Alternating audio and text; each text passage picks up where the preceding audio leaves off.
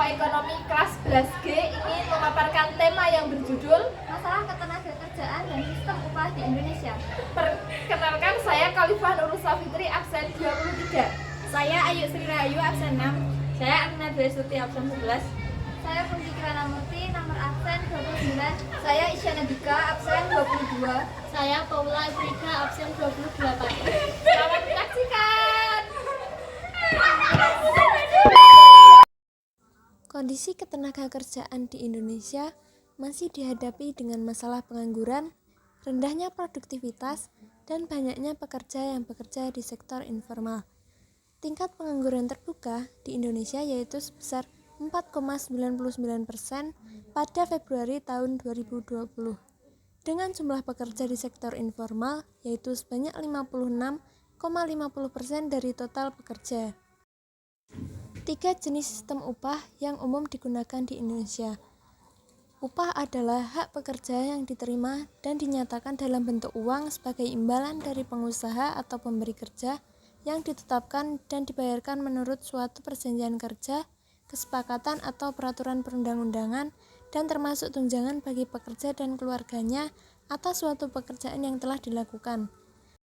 Membahas komponen gaji, upah terdiri dari upah pokok, tunjangan tetap, tunjangan tidak tetap, potongan, dan upah lembur. Upah karyawan ini harus dibayarkan menggunakan mata uang yang berlaku, serta di waktu dan cara sesuai dengan kesepakatan yang disetujui antara pemberi kerja dengan pekerja. Perbedaan upah dan gaji. Upah adalah uang dan sebagainya yang diberikan sebagai balas jasa atau bentuk pembayaran tenaga yang sudah dikeluarkan untuk mengerjakan sebuah pekerjaan. Umumnya, upah diberikan kepada karyawan berstatus tidak terikat dengan perusahaan seperti karyawan lepas, pekerja harian, dan pekerja musiman. Sedangkan gaji adalah upah kerja yang dibayar dalam jangka waktu yang tetap, balas jasa yang diterima oleh pekerja dalam bentuk uang berdasarkan waktu tertentu. Umumnya, gaji diberikan kepada karyawan dengan status karyawan tetap atau kontrak dalam jangka waktu tertentu. Jenis-jenis sistem upah. 1. Berdasarkan satuan waktu. 2. Sistem upah borongan. 3. Sistem upah hasil. 4. Sistem upah bonus. Dan 5. Sistem upah berkala. Sistem upah berdasarkan satuan waktu yaitu 1. Sistem upah borongan, dan 2. Sistem upah hasil. Pada akhir tahun 2022, pemerintah telah menerbitkan Peraturan Pemerintah Pengganti Undang-Undang atau Perpu Nomor 2 Tahun 2022 tentang Cipta Kerja.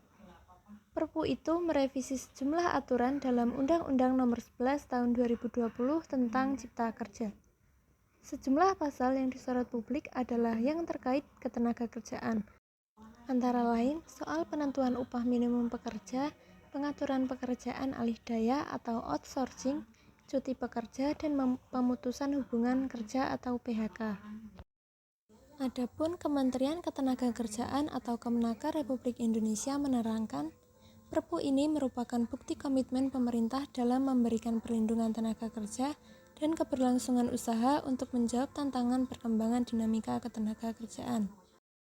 Menteri Ketenagakerjaan Ida Fauziah mengatakan bahwa substansi ketenagakerjaan yang diatur dalam Perpu pada dasarnya merupakan penyempurnaan dari Undang-Undang 11 atau 2020 tentang Cipta Kerja.